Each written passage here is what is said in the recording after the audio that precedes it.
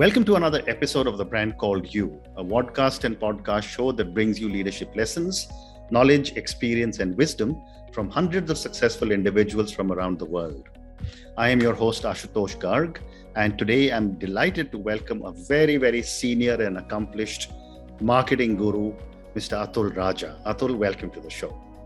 Thank you, Ashutosh. Atul is the EVP Global Marketing of the Wadhwani Foundation.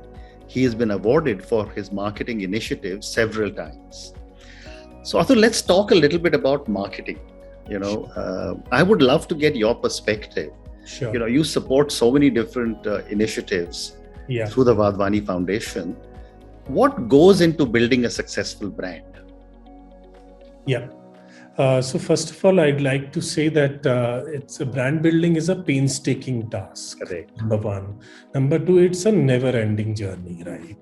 So lots of things actually go into building a brand, and you need to continually rewire your efforts as the time changes, as the market dynamics change. So there are lots of parameters and lots of activities that one has to entail. Now, for the benefit of your viewers, I can just bucket them into three categories. The first one is brand diagnostics, right? Where it's all about a brand discovery journey, where you ask yourself four simple questions, like why does the brand exist, first of all, right? The second is, why should people actually care about your brand? Then there are a couple of what's as well. What differentiates the brand? What is the problem it's trying to solve, right? So once you answer these questions, then the brand diagnostics is all about developing a very close understanding of the internal and external ecosystem that your brand seeks to entail. Okay. Like, what is the competitive landscape? What is the target audience profile? What are the market and category trends? What is the brand SWOT? What is the brand voice? What is the brand story? A brand story in terms of the cohesive narrative that you want to develop, right? And once you do this brand diagnostics, then you follow it with two other steps. Get into brand identity, and then it is followed by brand marketing. Now, brand identity, again, basically you can divide it into two parts. Very critical component of brand identity is to get into the brand mission and vision, right? What is the brand journey going to be? Or all your future activities are actually going to tie back into this brand mission and vision, right? And the second part is, what is your brand value proposition? What is to be your branding norms, right? You come up with a positioning statement which may entail, what is the USP of your brand and what you actually stand for and what differentiates you from the rest. And the third part is the brand marketing part, as I said. In a nutshell, that's a go-to-market strategy, right? It entails various things. It could entail the media mix. It could entail the budgeting exercise. It could entail digital and content strategy. It could entail your creative development. What is the ethos of your design shop? So just to answer your question in a nutshell, it's all about brand diagnostics, that is developing a blueprint of the brand. It's all about developing your brand identity and follow it up with brand marketing. Phenomenal. That is really an amazing explanation of what goes into building a successful brand. But also I wanted to ask you, you said your foundation has been in existence for 25 years and obviously you've been building your own brand. And yet I'm sure you've been looking at brands that just last for 100 years and many brands die early. Yes. So what do brands do to stay relevant for a long time across generations? Yes. So the implicit in the question are answers lying all around you, right?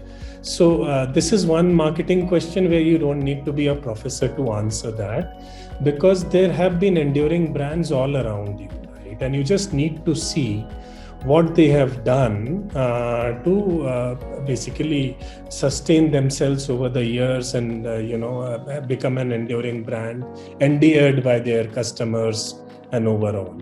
Right. So one of the first things to stay in tune with the changing consumer behavior, right? Innovation is must, right? So I won't elaborate too much here. Let me just explain my points with a few examples, right?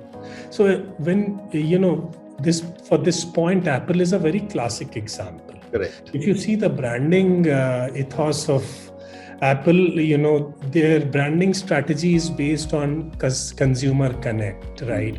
Emotional connect is the right word. Emotions is key to the Apple branding strategy. What they did here is, which is very unique to Apple, is their people-centric product designs helped create that emotional connect that is unheard of, right? So they have met their objectives and they have met it in a very unique manner.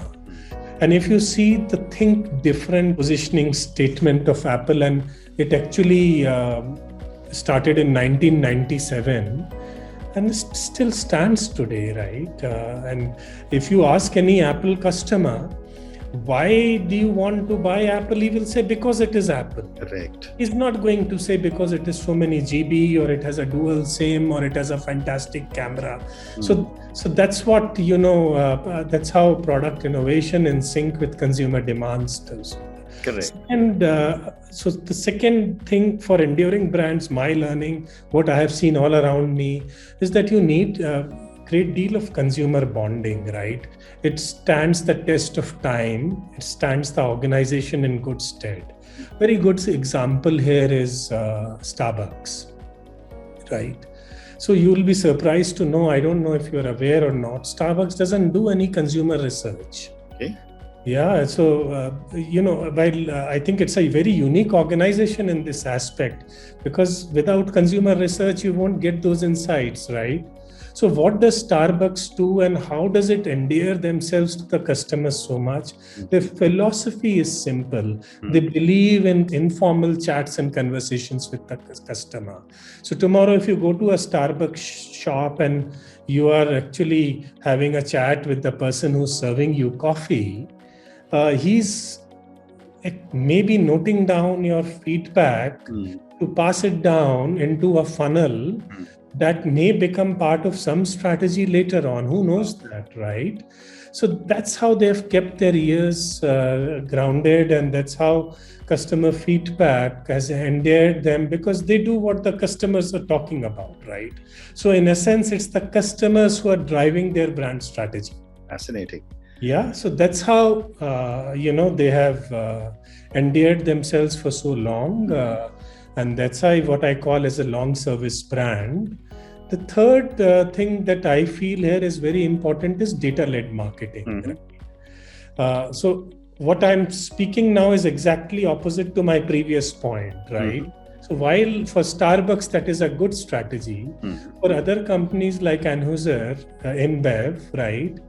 It is a known fact that they have utilized in the past their data, global data of 2.5 billion customers to actually increase their sales revenue by 80%. Wow. Right? And then there are other organizations like Nike that are snapping up tech companies because they want more and more. They want to know about who their customers are, what do they do, where do they go. Everybody wants to just get into more and more details of the customers. So Nike is doing that, right? And then there are a few generic thought processes from my side. One is agile marketing is absolutely important to stay ahead of the curve and to stay long-term, as per your question, right? The lean and mean marketing machine, right? Ever ready to jump into the bandwagon whenever an opportunity arises, ever ready to actually leverage that opportunity. And the final thing is, your weaknesses are as important as your strengths. And this is what is my marketing learning for any, long service brand. They do not just focus on their strengths, they give equal focus to their weaknesses, right? So while they leverage their strengths, they look into strategic partnerships and they are open about it, that this is not our area of expertise. Let us get into a strategic partnership so that we can plug that gap, right? So these are 5 points that I thought go into building what I call as long service brands that perhaps will outlive us. Phenomenal. What a great response.